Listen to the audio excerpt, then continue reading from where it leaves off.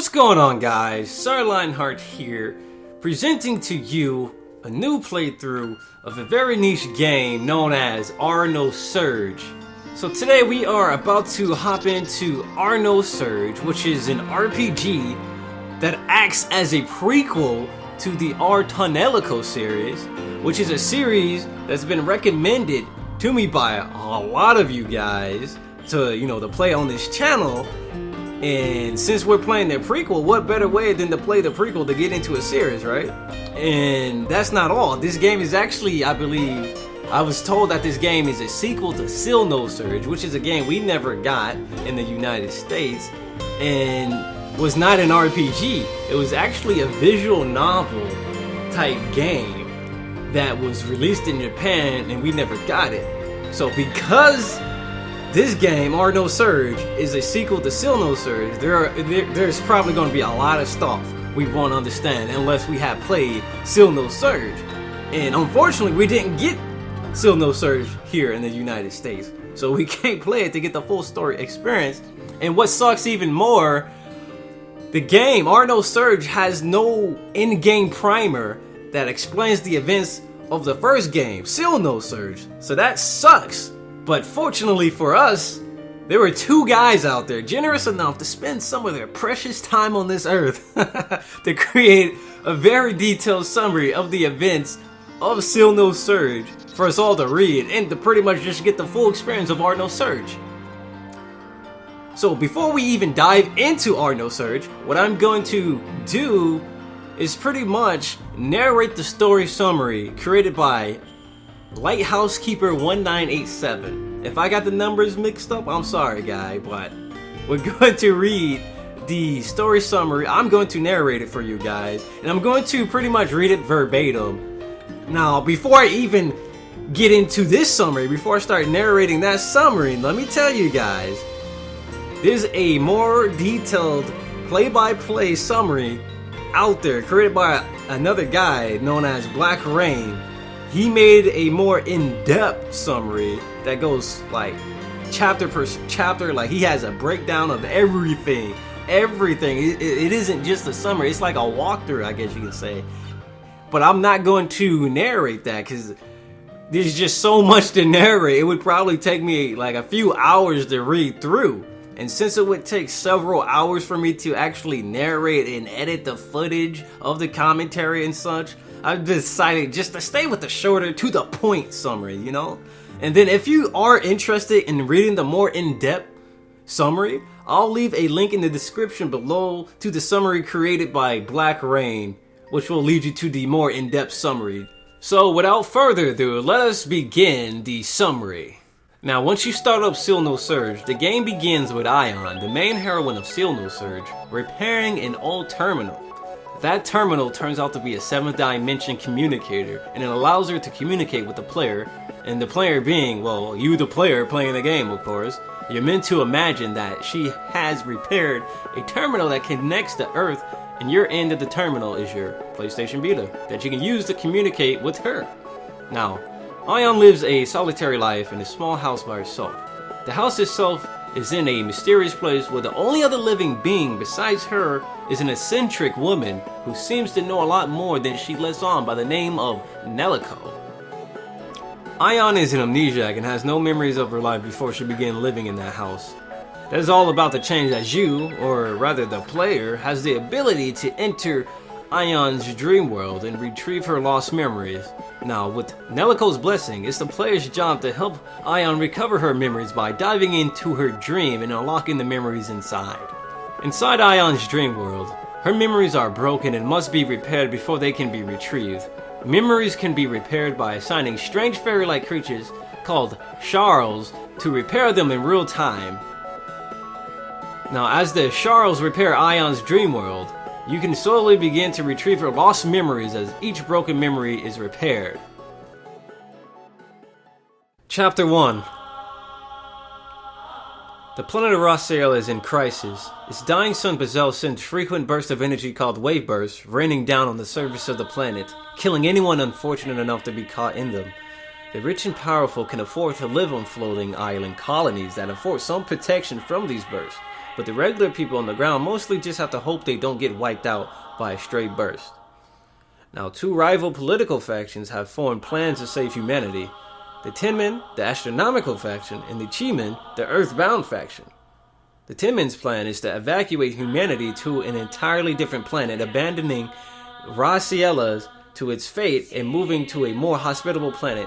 The Chimen's plan is to have humans join together with creatures known as Genome in an attempt to heal Bezel and stop the destructive wave burst. To decide whose plan will be carried out, each faction puts out a candidate to become the new Empress of Ra Ciela.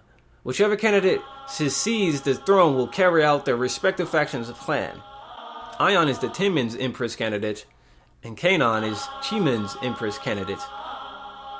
During this 3-year trial, the Empress candidates will live among the people and test themselves. Chapter 1 opens with Ion and Kanon making their debut to the public as Empress candidates. A huge crowd is out to greet them. Kanon carries herself with dignity and greets the gathered people to introduce herself. But Ion is nervous among so many people, and when they close in on her, she runs away. Lost and confused in the town of Mandrasara, a hungry and tattered Ion is found by a young boy who goes by the nickname of Tabo, who brings her home and gets his mother, Rure, to feed and shelter her for a while. Ion befriends Tabo and his friends, who turn their secret club into a cheering brigade for Ion when they learn that Ion is an Empress candidate. Aside from Tabo, the club's other 2 members are Pram, a young mechanical genius, and Casti, a childhood friend of Tabo's and the daughter of a rich household. Ion also synchronizes with a stray, small, weak dragging Genome named Telefunken that she finds in an alley in order to save his life. Telefunken is a weak genome, not considered a suitable genome for someone as important as an Empress candidate, especially compared to Kanon, whose genome partner is the king of the genomes, Kusal.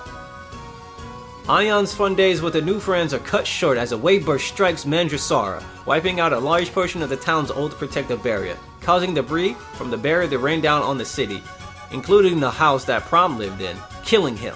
A second wave burst is due to strike any time, and the town is in panic as it seems like everyone has abandoned them.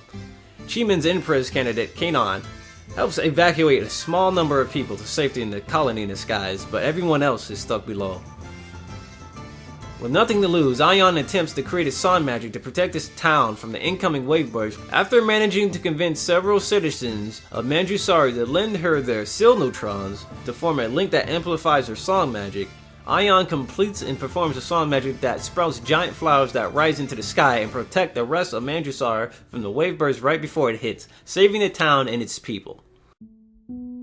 Chapter 2. Ion leaves Mandrasara to continue her journey as an Empress candidate, leaving for the Umanotama colony, which is experiencing oddities in its gravitational balance field. Meeting up with Casti's father Grigov, Ion and Grigov investigate the cause of the imbalance and find that the problem is being caused by suspicious irregularities in the Sil neutron network throughout Umanotama itself. The Sil neutron producing company, Tube Company, seems to be implicated. Along the way, Ion meets an energetic girl named Nay, who helps her when she's in trouble and becomes friends with her. Taking matters into their own hand, Shimon's Empress candidate, Kanon, binds and performs song magic that destroys the Seal Neutron network on Yumanotama. Tube Company sends soldiers to attempt to stop Kanon, but Ion protects Kanon even though she disagrees with what she's doing, admiring her decisiveness and bold vision that Ion lacks. Tube Company, although upset at Ion for getting in their way and protecting Kanon, still decides to invite Ion to come visit their headquarters. She temporarily turns down the offer, opting to travel with Ney for a while longer. Chapter 3. Ion travels with Ney to the planetary Mison colony, where she finds out that Ney is actually an incredibly popular singer and idol who goes by the alias Pretty Berry.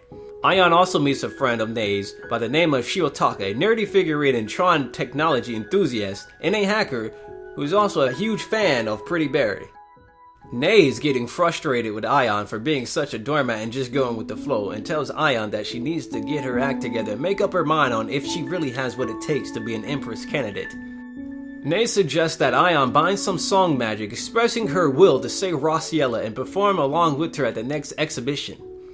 With the help of Shiotaka and Shirotaka's mysterious voice changer using internet friend who goes by the alias Noel, they use an older generation Tron called a G2 Tron to bind Ion's feelings into song magic that she can perform.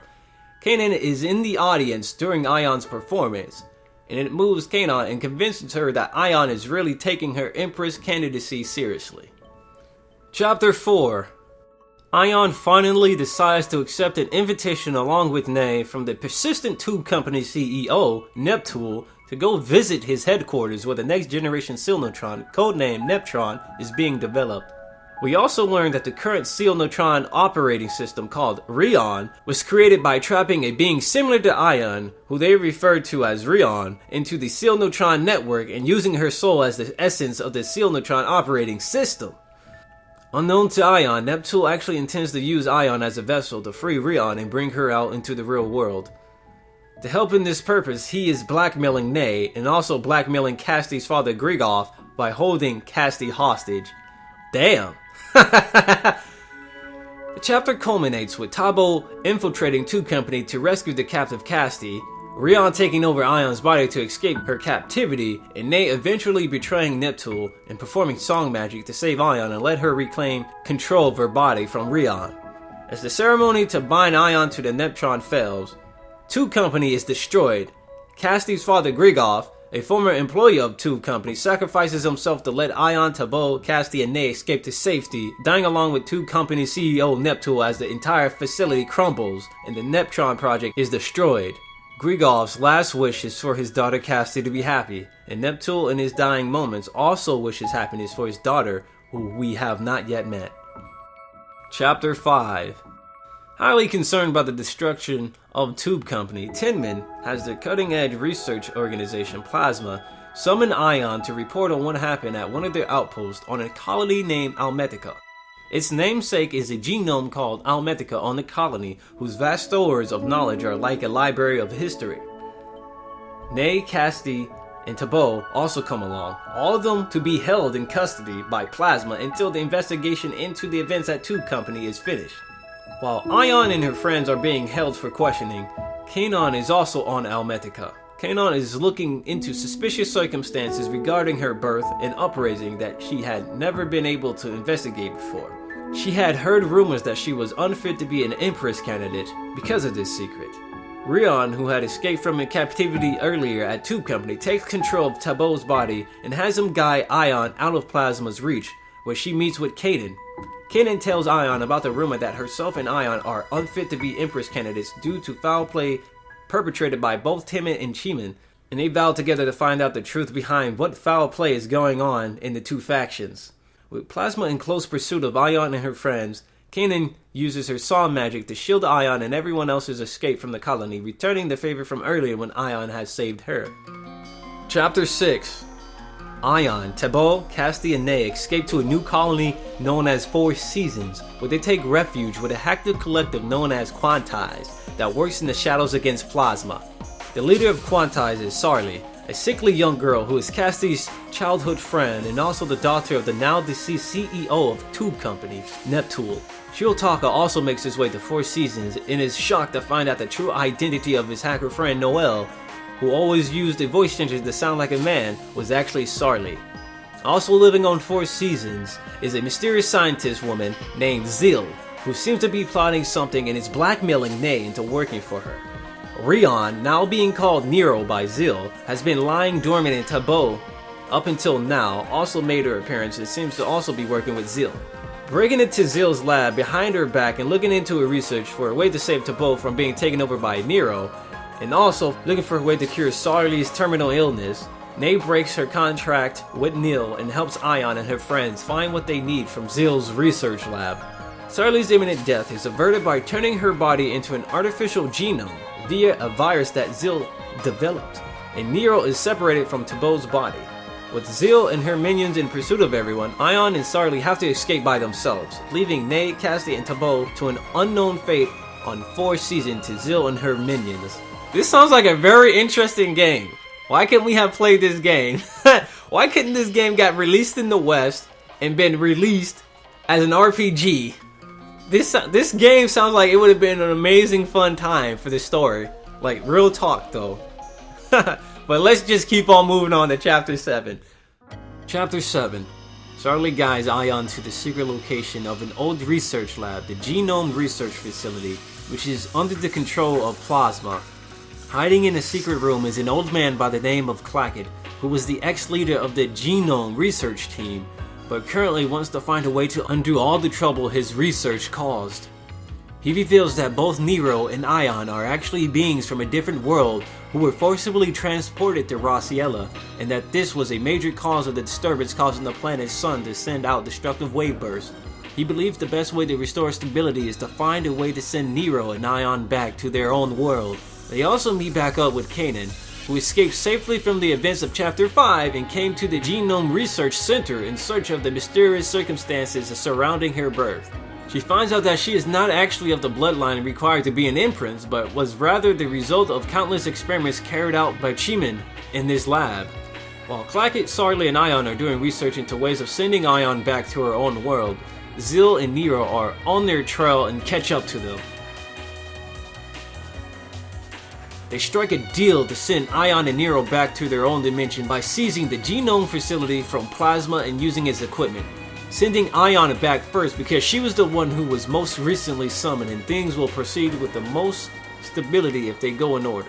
Ciel's motivation is that Nero is currently sharing her body with the soul of another ex-Genome researcher named Undu that Ciel is in love with. Ah boy. If Nero is sent back, Undu can take full control of the body and be saved. Nero has different plans though, and wants to make sure she gets sent home to her dimension first, believing that once Ion is sent back, Ciel and the rest of them won't uphold their end of the bargain and send her back. Nero uses a special ability that only her and Ion possess, Fukanshitan, which allows her to slightly alter the future, shifting the axis of the world's timeline and causing the plan to become send Nero back first before Ion. Only Ion, who also possesses that ability, realizes anything is wrong. Everyone else just proceeds as if the plan had been to send Nero home first all along. Wow, that is crazy. That power is OP and overpowered, but here we go. The chapter culminates with the party frantically trying to hold off Plasma as they perform the ritual that would send Nero back to her own dimension. Ion, who has been convinced by Plasma's leader and her old friend Runal to stop the plan, tries to interrupt the ritual. In the end, Plasma breaks through, the ritual is interrupted, Kanan is shot by Plasma soldiers, and as the facility crumbles and everyone evacuates, the ship that Runal and Ion are escaping on is shot by Ciel's soldiers, destroying the ship and killing both Runal and Ion. What? How do you die and live to tell the story then? Something's not right about that, obviously. Well, we're just gonna have to move on to Chapter 8 to find everything out. Chapter 8. 2 years have passed since the events of Chapter 7, and the world has largely fallen under the control of Ciel and the church she set up. She plans to turn all of humanity into artificial genomes like the Sharls, robbing everyone of their free will, but calming the dying sun and restoring stability. Her second in command is Nay, who has been given the ability to manipulate Sharls, and Undu, who is now in control of Nero's old body. Tabo, Casti, Sharl, and Clackett have been powerless to stop the apocalyptic events unfolding, and with Ion dead, they don't know what to do.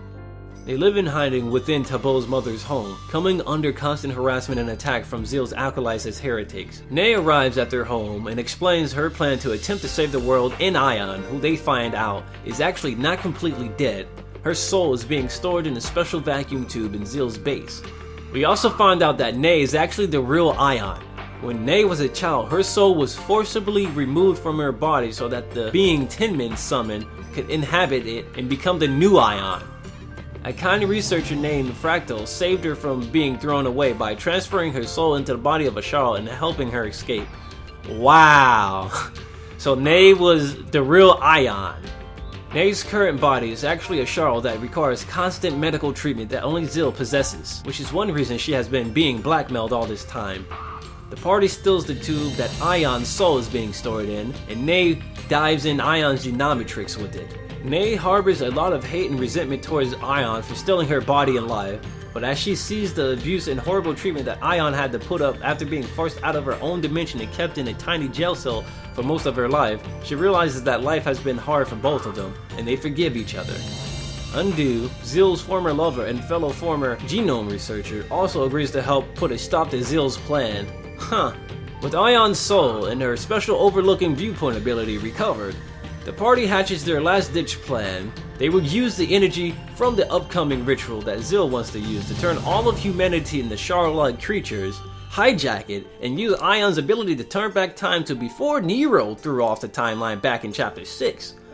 While the rest of the party gives their lives holding off Zeal's soldiers, Nay, Sharl, and Undo perform the song magic they created with Ion's help, hijacking Zeal's rituals magic to power their own song and turn back time to before Nero changed the timeline. Arriving back in time, Ion confronts Renal and vows that she won't forgive Tinman or Plasma for shooting Kanan and doing everything else they've done, and that she cannot continue to act as their Empress candidate any longer. Renal, deeply hurt by her old friend Ion turning her back on them, tells Ion that Kanan is still alive and wasn't killed by the gunshot she sustained earlier, and that she will take Ion and her friends to Sirlionhart, the colony where she is being currently healed, to prove it to her. Meanwhile, on the colony 4th season, Tabo, Casti, and Shirotaka are taken captive by Plasma for being members of Quantize. Chapter 9. The chapter opens with Tabo, Casti, and Shirotaka in a giant amusement park dedicated to the hugely popular mascot character, Nuki, a cute stuffed animal-like character. None of them can remember how they got there, and for some reason they don't care. They just have fun in the amusement park, wanting to just spend their lives having fun forever. Meanwhile, Ion, Nero, and Sharl have been taken to Sirlionhart and are awaiting news of Kanan's recovery.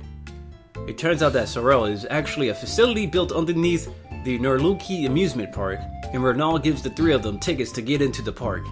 Sharl is suspicious and doesn't want to go, but Nero thinks it sounds fun and runs off by herself, where she meets up with Tabo, Casti, and Shirotaka and becomes friends with them, especially with Casti, the first friends she has made in 5,000 years of captivity on Ra Ciela. Sharl finds out that Nuki theme park is actually a brainwashing facility that uses Sharls to re-educate and brainwash people that Plasma deemed enemies. She goes to save Nero and meets up with Tabo, Casti, and Shirotaka as well, informing them of the situation. They try to escape together and manage to do so by impersonating the mascot character Nuki to fool Plasma guards. Casti also synchronizes with Sharl, who had become an artificial genome back in Chapter 6 and is thus capable of synchronizing with humans and binding song magic with them. Casti turns out to be proficient in song magic use when she synchronizes with Sharl, and her song magic helps them escape the brainwashing theme park and make their way into the heart of Sirl's top secret research lab. Meanwhile, Zeal has accepted an offer from her former enemies at Tinman to join the research team and is currently working in that very lab. Chapter 10. The party runs into Zeal as they sneak into the lab and once again offers to work with her like they did back in the Genome research facility. But Zeal leads them into a trap and they end up captured by Plasma again. Only Casti manages to slip away. As Casti sneaks through the lab, she discovers a huge aquarium of Sharls that Plasma has been using to power the Sirlionhart server ever since Nero escaped from the original. The facility is also home to a new model of vacuum tube called an Nosurge tube. our Nosurge tube. Oh my god, guys. Oh my god, our Nosurge. They said the name of the game that we're about to play in the summary of the game that was the prequel to the game we're about to play. Oh. But anyway, back to narrator mode. This facility is also home to a new model of vacuum tube called an Nosurge tube, which is said to support something called interdimmed, a technology that is said to be able to open windows between worlds, something that interests Nero greatly as it may allow her to return to her home world. Nay, who can still control Sharl as a result of the experiments Zeal performed on her, reaches out and uses the Sharl to communicate with and guide Cassidy through the facility. Meanwhile, Ion's old friend Renault has staged a coup to take control of plasma from her father Revolt, and a civil war erupts between the two factions. In the chaos, Revolt sabotages the Sharl aquarium that serves as the sealed neutron server, causing it to overheat and cause a sealed neutron panic as the server stops working and everyone on the planet's sealed neutrons begin randomly exploding and overloading, becoming unstable and causing mayhem as the technology that society had become so reliant on suddenly stopped working. Ion, Kanan, Renault, and Nay form a plan to try to save humanity from the panic unfolding, involving Ion using her overlooking viewpoint ability to change reality ever so slightly to avoid the previous sabotage of the sealed neutron server. Using it requires an enormous amount of energy, and Ion's genome, Telefunken, is again unable to provide anywhere near enough for it. To amplify the energy, the plan is that Nay will control the Sharls and send them out across the planet. Renault will break Kanan out of Sirlionhart with the help of Cassidy's attack solid magic, and Kanan will announce to everyone that if everyone sends their feelings to Ion through the Sharls that Nay controls, the panic can be stopped. So basically, it's like when Goku tells everybody to put their hands up for the spirit bomb so he can get everybody's energy for the spirit bomb. Yeah, you know how that works. That's basically what's going on. But anyway, the plan is a success. People heed Kanan's advice and synchronize with the Sharls that Nay controls, sending their energy to Nay, who then channels it to Telefunken and Ion. Telefunken can't handle the energy, is about to give up when he is scolded by the King of Genoms, Sharl, for not believing in Ion as much as he should. Eventually, Telefunken manages to completely merge with Ion, giving Ion the appearance of a dragon girl with scales, wings, and a tail in her merged Ion Telefunken form, and allowing her to use all the energy sent to her from the people that changed fate again to stop the sealed neutron panic. In the end, disaster is averted and Nero agrees to willingly temporarily go back into the old sealed neutron server to stabilize things for a while. Ion and Kanan hold an announcement to the people of Ra Ciela that they're both dropping out as Empress candidates and that they will instead work together, not as the Empress candidates of Tenman and Chiman, but as representatives for all humanity to find a solution that can make everyone happy. Renault succeeds in taking over complete control of Plasma and breaks it off from Tenman entirely, reforming it as an independent organization. She pledges to use it to help Ion and Kanan in their goals. Before Chapter 10 ends, Nay is whispering something unknown with Telefunken, and him leaving Ion without telling her anything. We aren't told what the circumstances were, but he seemed to be convinced that he couldn't stay with Ion any longer. Chapter 11. Ion is distraught over Telefunken's sudden disappearance, and Nay tells her what happened.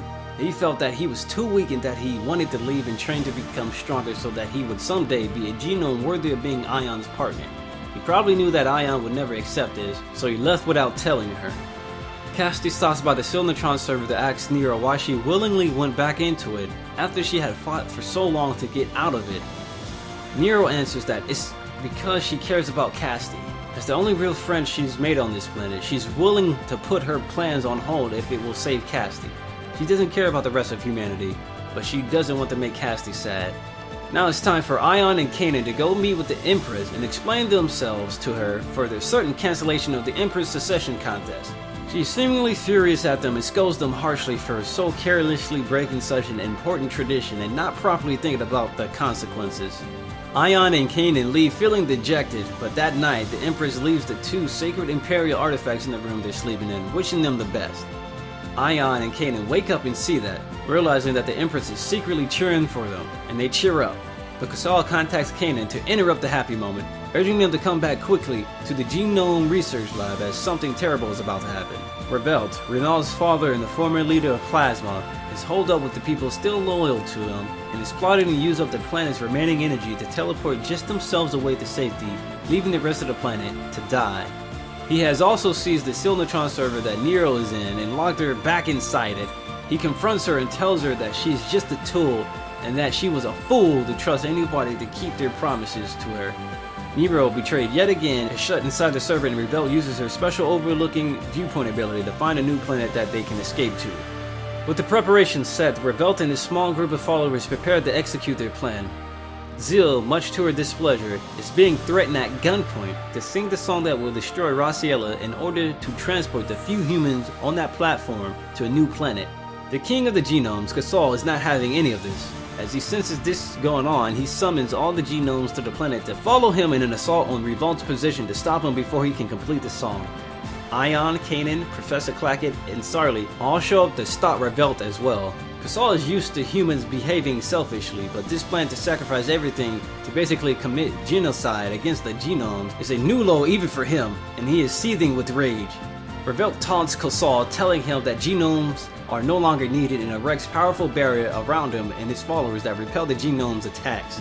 Clackett, who is being held by Revolt's men with a gun to his head inside the platform, breaks free while the Genomes' attack has everyone distracted and runs towards the control terminal. And that is my phone. Quickly entering some commands to throw off the power balance and weaken the shield, Revolt shoots him in the back and in desperation releases all limiters on the power generation to keep the power up. The energy is too much, the song fails and is about to overwhelm everything and destroy the platform along with Revolt and everyone on it. A dying Professor Clackett hands Casty a special Sirlionhart that she says Sirli should one day be able to research and understand that it's his legacy. He's too injured to escape in time and he stays behind on the platform. It's time to run, but Kanan won't go. She will stay and fight until the end alongside Sirl. Ion doesn't want to leave her, but there's no time. Ion, Casty, Ciel, and Renal escape while a massive explosion destroys the platform where Kanan, Sirl, and all the Revolt's minions are, extinguishing their plans and, it is assumed, the lives of everyone there. The world is now in turmoil as everyone on the planet saw the Genomes suddenly flying in a united group followed by the earthquakes that were caused by Revolt's song. A lot of humans now think that Genomes did something that were responsible for the now hastening demise of the planet. As Ra Ciela has frequent earthquakes, it seems on the verge of breaking any time. Some humans have started hunting down and killing any Genomes they can find in revenge. Damn. With Kanan presumed dead, Ion's the only remaining heir to the throne, and she is announced to be the new Empress. She's extremely distraught over Kanan, but she now knows what she has to do. The Empress tells her that she didn't want things to come down to this, but that they must try to evacuate humanity from the planet, and a new Empress is needed to unite people around this plan. As part of the ritual to pass on the voice of the Empress, Ion has to kiss the former Empress to receive her magical voice of the Empress. Chapter 12. Ion, now known simply as Empress Ra Ciela, is now swamped by politics trying to gather support for the evacuation plans. Fortunately, she has Renal, who is skilled in organizational management as the head of Plasma, and Nay, who is always around to cheer her up to help her. One of the events is a special ceremony that takes place upon the crowning of a new Empress. The Empress selects 7 special people who helped her during her trials and gives them new imperial names. Normally, if Sirl was still around, he would be in attendance and bless the 7 special attendants with the ability to create powerful song magic. But since he is presumed dead along with Kanan from the explosion in Chapter 11, it will just have to be ceremonial. The 7 people Ion chooses are Nay, Renal, Tabo, Casty, Shirotaka, Sirli, and Kanan, even though she is presumed dead and can't actually be there to accept the honor in her place. Most important to note, Ion gives Nay the name Tintoki and Kanan the name Bodai Mu. I'm pretty sure I ruined that name, so don't give me any crap. I'm not Japanese, I'm not a Weibo, I am Americanese. With the ceremonies over, it's time to focus on evacuating the planet before it's destroyed. Ion asks Renal for a few days to visit the places she's traveled on Ra Ciela. She's tired of being cooped up in formal political events and wants to talk with the regular people again. Renal is against it, but Nay convinces her to let Ion go, since if Ion has any doubts remaining in her mind, she may not be able to properly sing the song magic that will allow them to evacuate the planet. And at this moment, Nay also synchronizes with Ion as her new genome partner. And so Ion begins traveling to all the cities that she's visited throughout the game so far, meeting up with old friends and getting encouragement, steadying her resolve.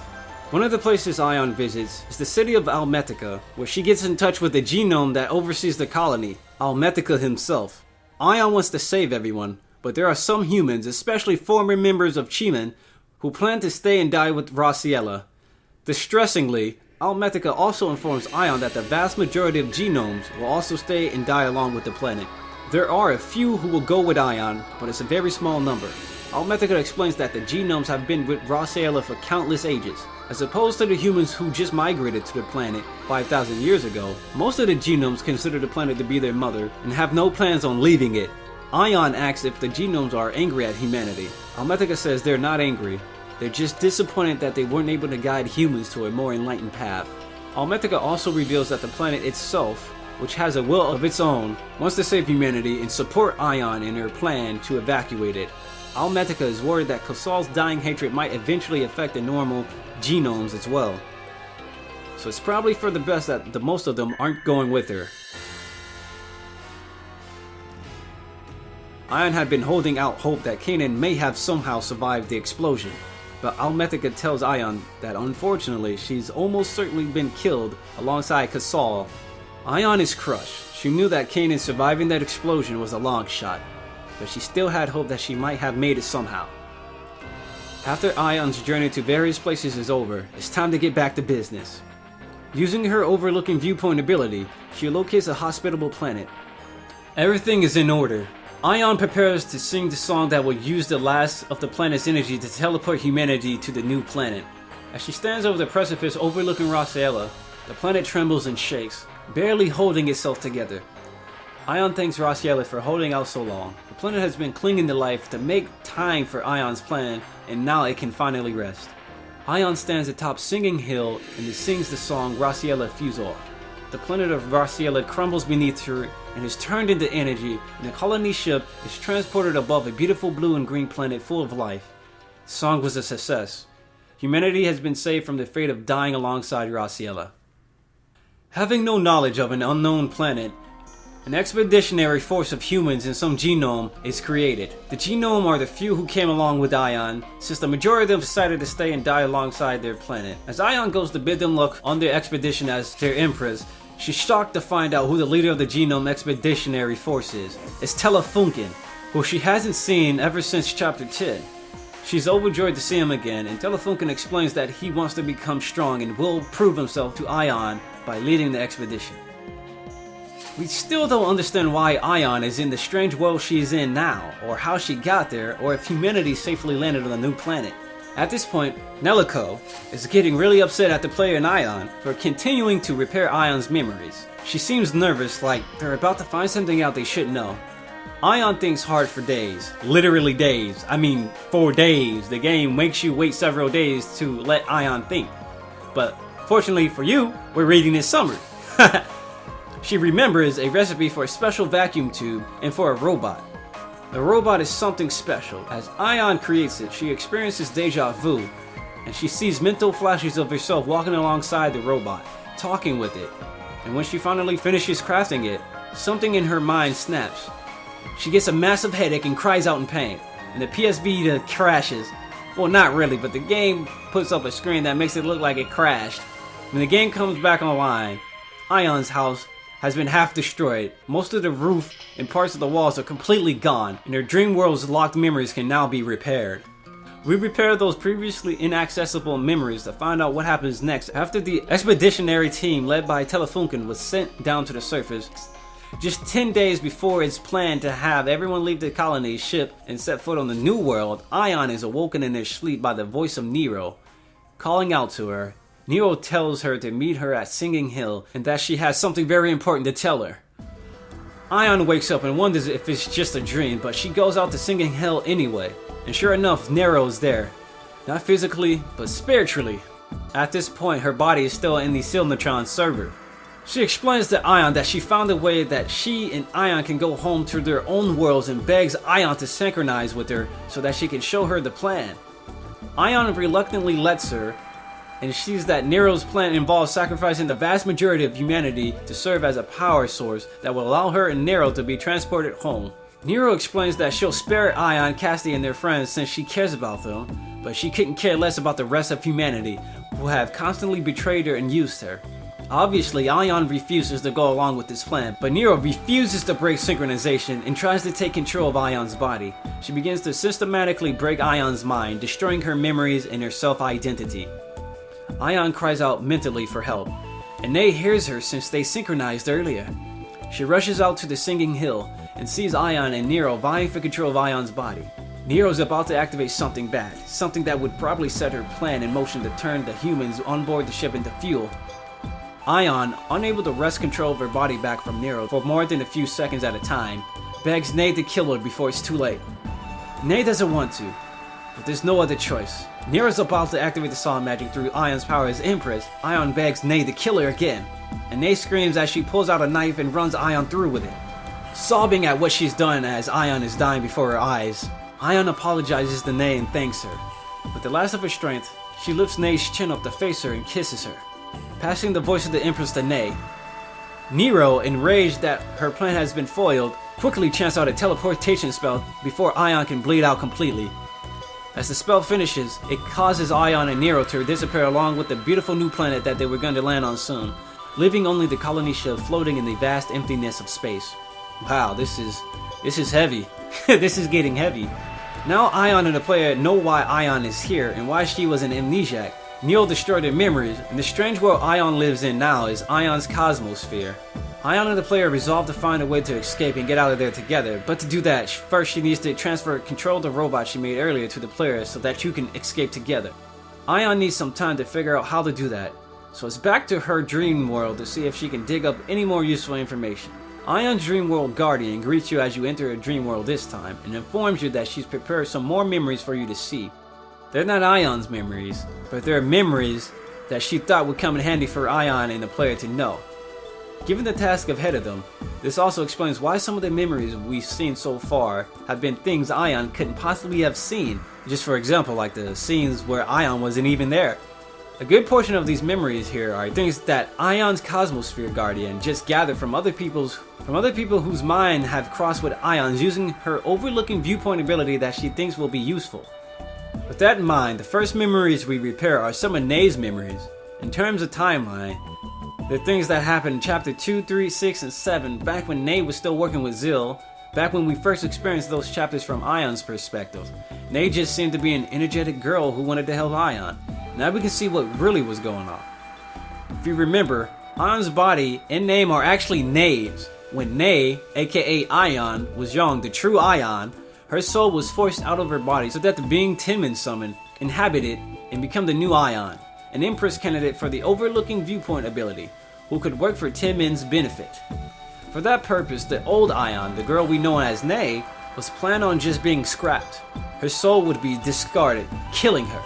A friendly researcher named Fractal saved Ney's soul from being thrown away and transplanted into the body of an experimental Sharl. We see Ney in her new Sharl body frantically running from the Tinman laboratory where her body was just stolen. Fractal is providing radio instructions to help her escape, and Ney hears Fractal die as Tinman agents catch up to her and execute her. Whoa. Ney just had everything stolen from her. Her body, her real name, her identity, her right to live. All while Tinman will chase her to the ends of the planet to prevent the secret of what they just did from getting out. She swears revenge on Tinman and on Ney Yuki, the being they summoned to take over her body.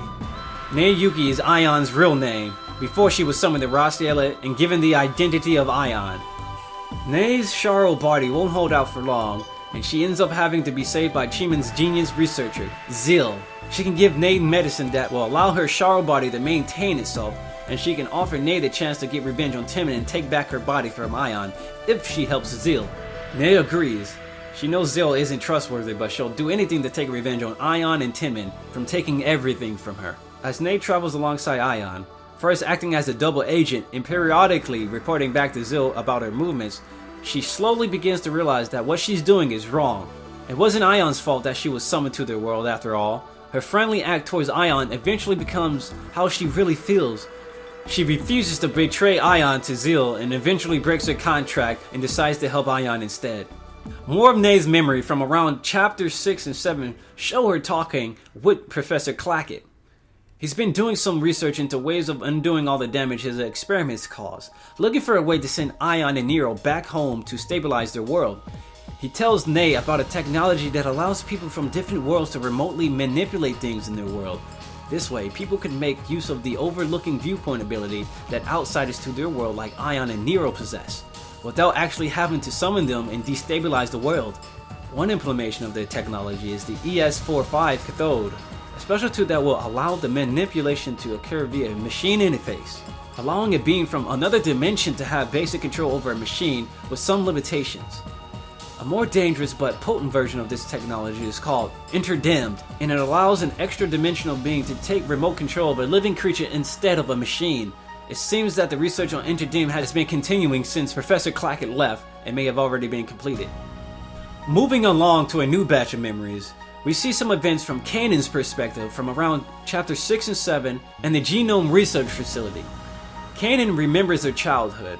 She, along with many other children, was the subject of constant experiments by the Genome researchers who would regularly inject them with experimental drugs. Professor Clackett and even Kosal were involved in this research. One experimental research drug was codenamed 229, and only Kanan responded well to it. That drug actually contained genetic mutators from Nero. It gave her the ability to synchronize with the minds of others more easily and to bind powerful song magic.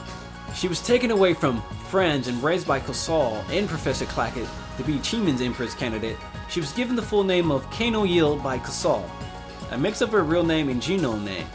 She was introduced to Nero, who at the time refused to speak with anyone, and slowly got her to open up a bit and start talking.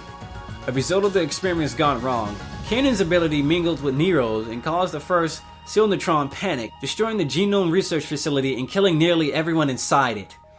As Kanan remembers her past, Kosal speaks to her in her Genometrics. He's incredibly remorseful about what they did to her. They forced an awful destiny on her when she was young. And one of the reasons Kosal has stayed Kanan's genome partner all these years is to protect her and try to atone for what he took part in.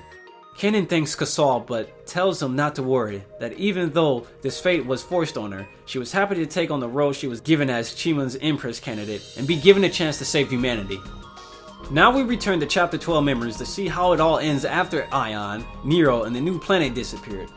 Ney and Renal are trying their best to keep things under control and prevent people from panicking. They lied and told the people on board the ship that there is just a bug with a display monitor, that the planet hasn't disappeared, but they know that lie won't quell the unrest for long.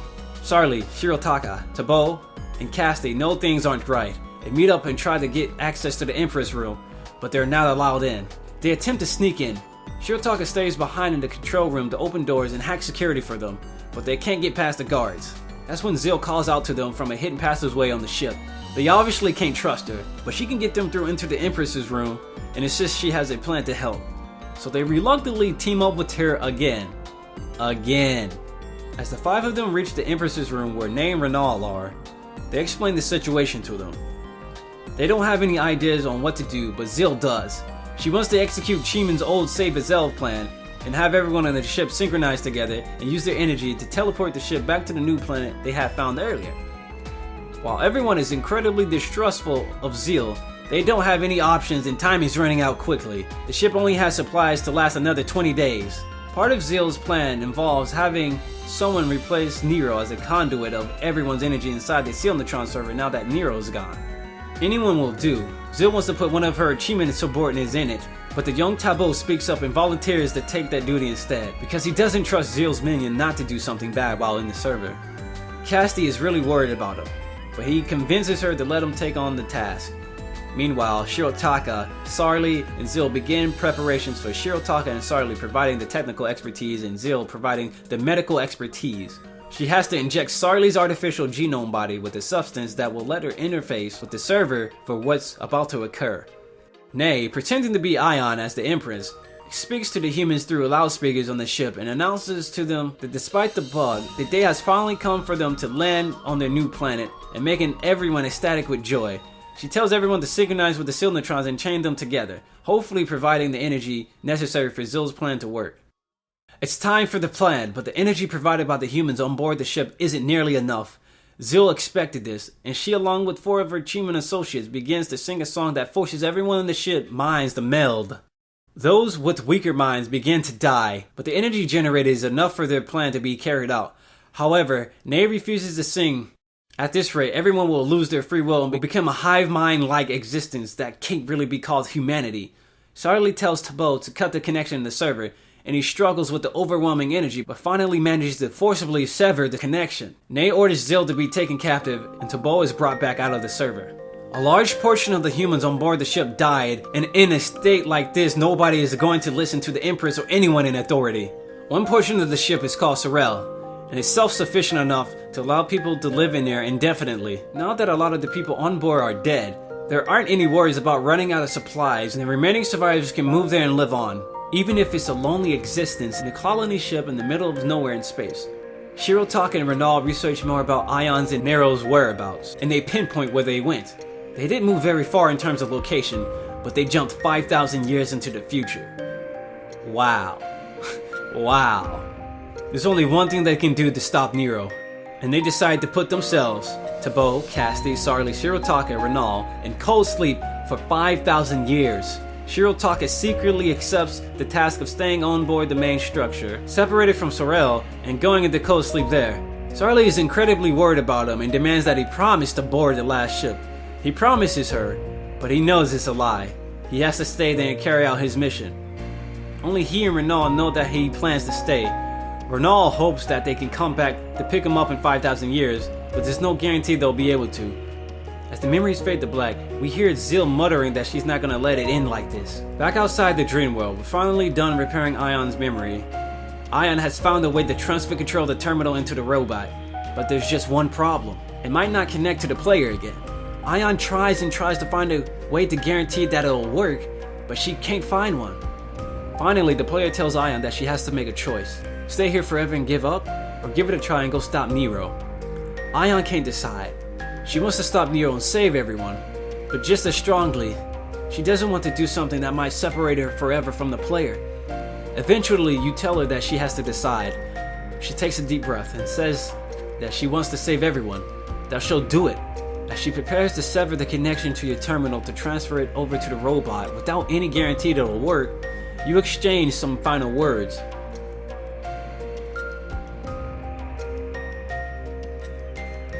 She holds back tears as she pulls the plug and the 7th dimension communicator shuts down, booting you out of the game for good.